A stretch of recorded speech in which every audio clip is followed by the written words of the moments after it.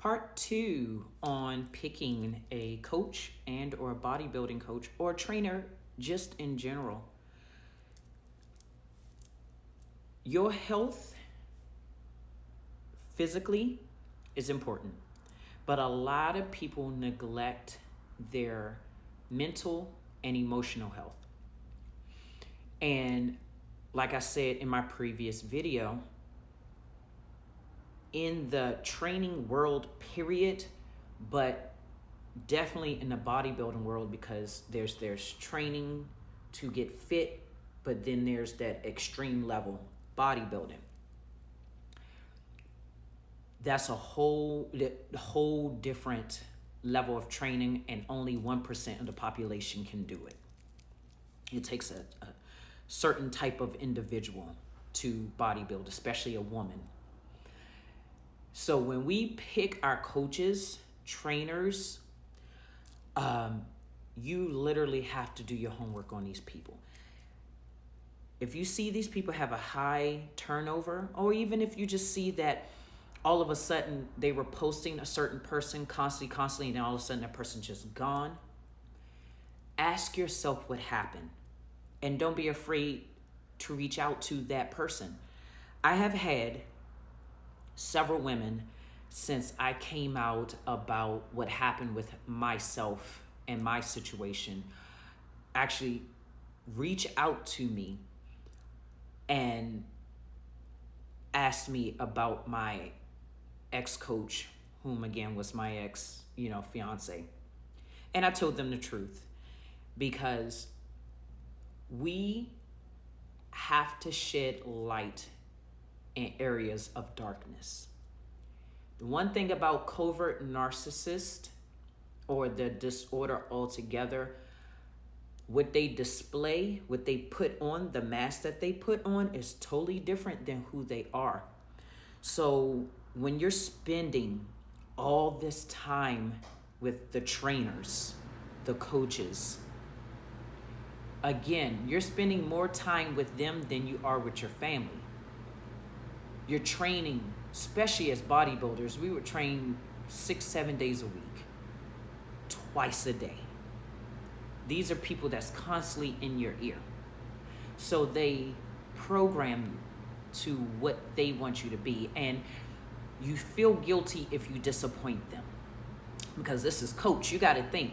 It's just like being a football player, a basketball player, a soccer. Like you're going to listen to your coach. The coach is going to see the bigger picture, and you're going to listen to them as far as what you need to improve. But the thing is, a lot of these people, especially the men, me being a female trainer and being inside the gyms and seeing this, they take this as an opportunity for a hunting ground. They play on the women's insecurities. They make you feel like you need them, and you'll listen to your coach before you listen to your man. And I've seen it. I've seen it so many times. And again, with covert narcissists, they are the ones that no one would ever see it coming. With the malignant grandiose narcissists, if you actually pay attention to the red flags and don't ignore them, you will see right away. So my first red flag with him that I ignored, and I tell this story, I'm gonna try to keep it as short and brief. This is my first time training with the team. So I'm currently residing in Arizona, but I'm from the DMV. I'm from DC, Maryland, Virginia area. So I know a lot of those people back home. So there's a popular gym called Gold's Gym in Ritchie Marlboro Station in Upper Marlboro, Maryland. Everyone goes there because it's the central gym.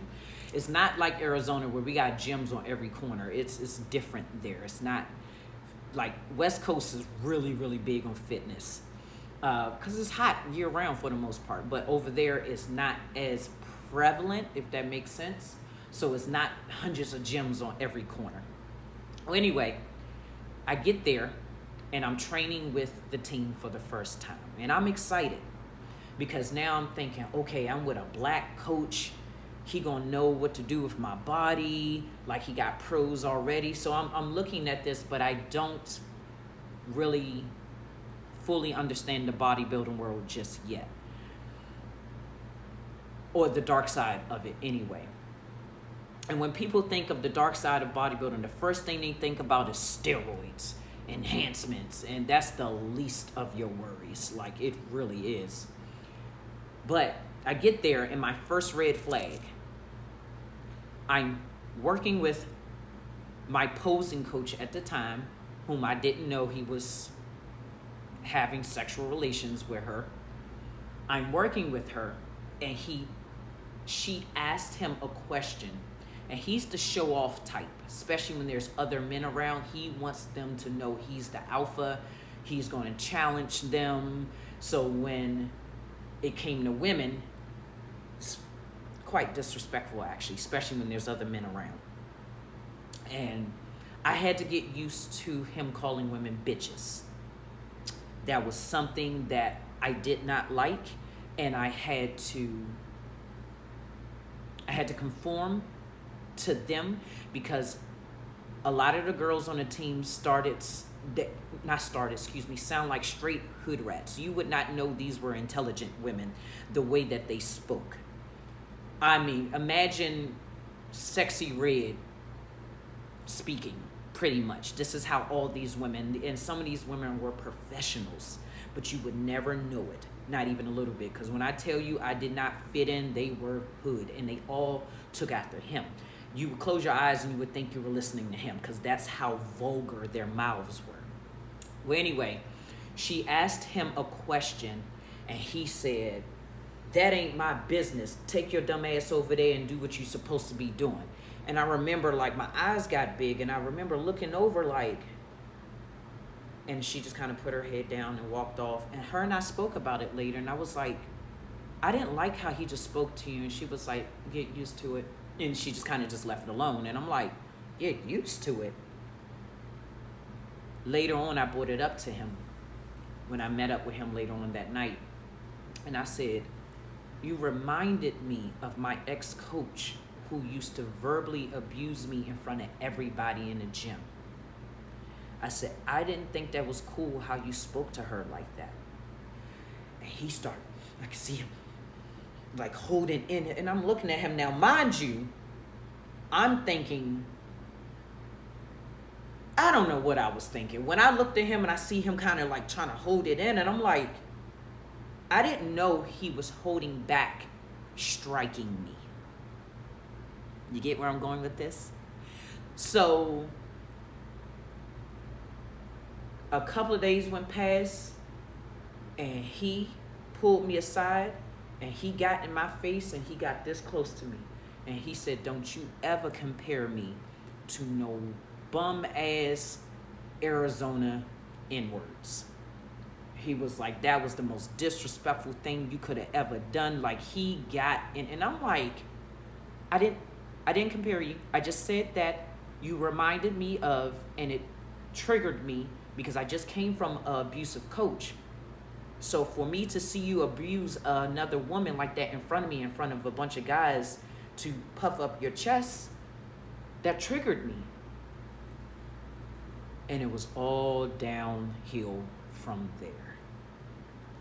So when you're picking these coaches, at the first sign of disrespect, let it go.